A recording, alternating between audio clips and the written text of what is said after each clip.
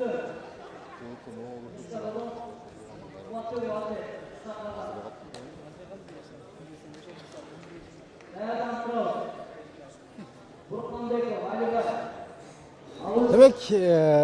Gilem üstündeki 70 kg salmak çemberdikin jarım finaldık karmaşı Üsön Canıbek ulu жана Adlet Куатбек ulu dal ушул эки балуан өзлөрүнүн мыктылыгын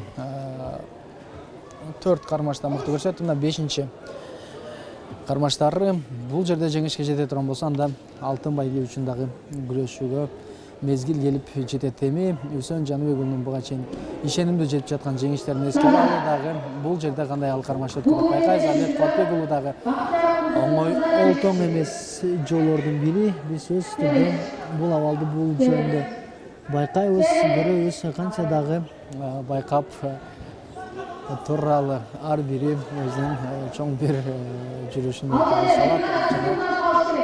Сөзсүз түрдө байкайлы.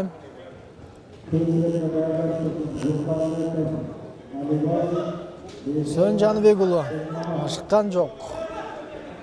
Эл аралык класстагы спорт чебери болгон Үсөн Жаныбек уулу жана анын бет маңдайындагы Адлет Куатбек уулу.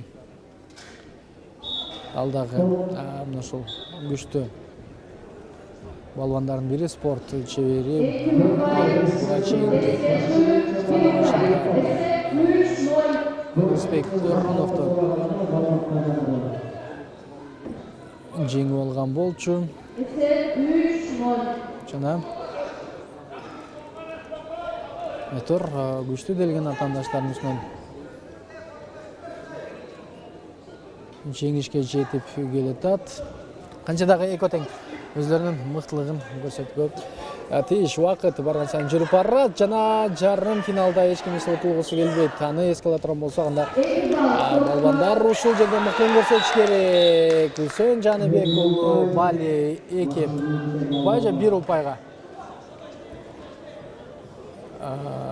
2 упайга чапкан. Андан ары атаандашынын эскертүүрү менен Үсөн Жаныбек уулунун упайлары 3-кө жетет. Ушул жерден Үсөн Жаныбек уулунун биз чоң тажрыйбасы бар экенин дагы ынангандайбыз. Бирок азырынча убакыттар бар, андыктан ашыкпай соңуна чейин көрөлү кандай жыйынтык болот. Жана Бали азыр 1 упайга Үсөн Жаныбек уулу ээ болду. Эсеп 4-0. Адлет Куатбек уулу Эми Үсөн Жаныбек уулу демек 2 упайга карлан экен. Демек 5-0 жана байкап турабыз. Үсөн Жаныбек уулу кандай жыйынтык болот байкап көрөлү.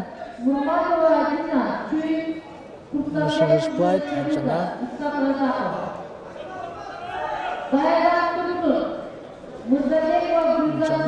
Үсөн Жаныбек уулунун дагы бир активдүү көргөн аракети аны финалга алып чыгат. Бали Үсөн Жаныбек уулу дагы 1 упайга ээ болуу менен 6 упай топтойт. Дагы бул кармашта жеңишке жетип эми финалга чыгат. Биз Үсөн Жаныбек уулунун жеңиши менен куттуктайбыз. Дагы Додон спорт клубунун өкүлүн чын жүрөктөн куттуктайбыз. Ал эми 70 кг кийинки жуптарды жарым финалына кандай Гилем үстүнөн күтөбүз.